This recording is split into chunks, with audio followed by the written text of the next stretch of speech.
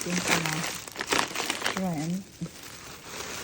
Umorder ka din yan? No. Ito? No. Ano ba meron ako niyan? Hindi naman ako nag-order niyan. I didn't order shrimp. Ako din. Yeah, you did. No? I didn't.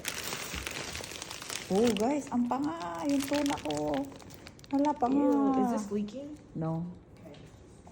Lagyan mo lang sa freezer. Ito pa, oh. Mga fish. Okay. Yan ang frozen food natin. Guys. Ito pa, frozen. I think frozen pa yan. Wait, can you cut it for me and then I'll record? Ano mo doon? Pakita ko sila. I'm not showing you. Wala akong bra.